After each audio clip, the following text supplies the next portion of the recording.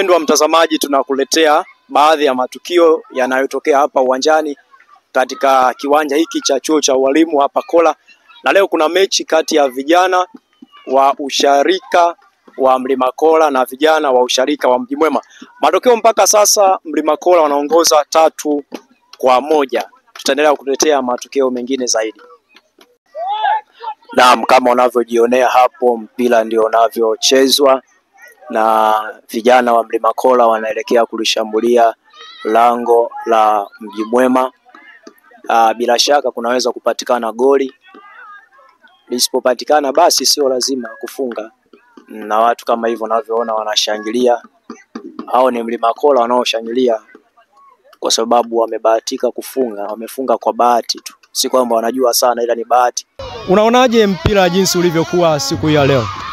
Mpira ulikuwa mzuri tangu mwanzo wa mchezo, na nilijaribu kutoa tathmini yangu kama mchambuzi au kama mwalimu wa mpira.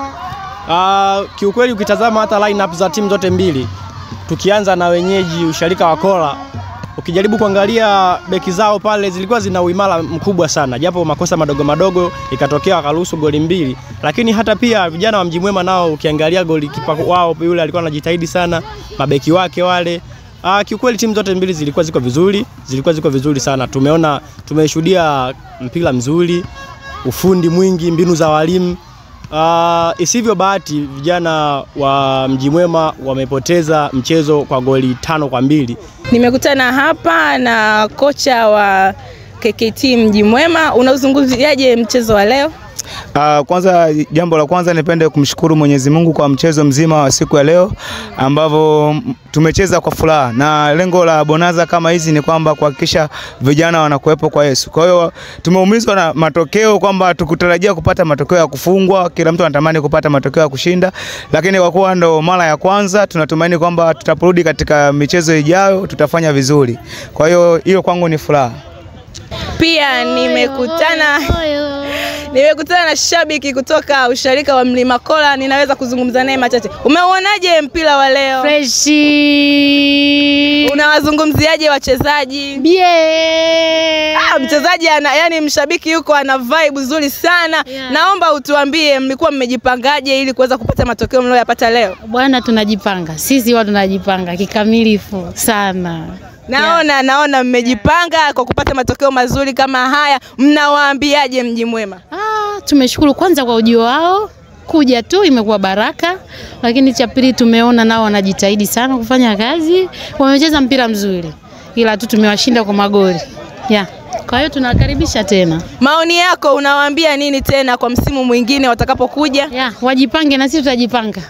Yes. Nashukuru sana, nilikuwa naongea na shabiki hapa. Asante sana. Asante. Hapa pia nimekutana na mtumishi wa Mungu, kiongozi mtheolojia wa KKT Mlima Kola. Unauzungumziaje mpira na mchezo wa leo?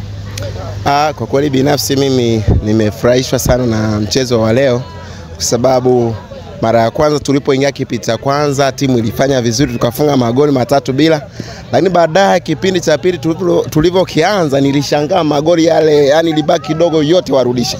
Sasa baadaye nikaona ghafla tena mpira ukageuka kwa upande wa vijana wa Mlima Kola, kwa hiyo wakafanya vizuri, hatimaye tumepata ushindi. Na nikajifunza jambo kubwa moja tu, kwamba kumbe kwenye mpira kitu kinachohitajika ni umoja, kama ambavyo pia kwenye neno la Mungu katika Yohana mlango wa 17 kifungu cha 21 tunatakiwa tuwe na umoja. Kwa kweli kwenye mpira nimejifunza hili jambo kwa kuona kwa wazi kwa macho yangu.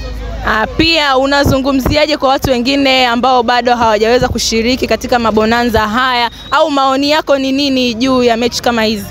Kwa kweli binafsi mimi ninachokifahamu kwamba kwenye habari ya kupeleka injili inapelekwa kwa njia mbalimbali, na kwa njia ya michezo ambayo tumeona siku ya leo inatusaidia sana, kwamba kumbe vijana tukiwawekea mabonanza kama haya itakuwa ni njia rahisi sana kuwapata. Sasa mimi kwa kipindi kijacho ningeshauri kwamba kwenye hizi sharika tunapokuja, kabla ya kuanza kucheza mpira tuanze kwanza na injili ipigwe, wale wakubatizwa wabatizwe, wakuokoka waokoke, alafu mpira uanze. Nashukuru sana mtumishi wa Mungu, nashukuru sana. Asante sana. Pia hapa nimekutana na kipa wa Mji Mwema.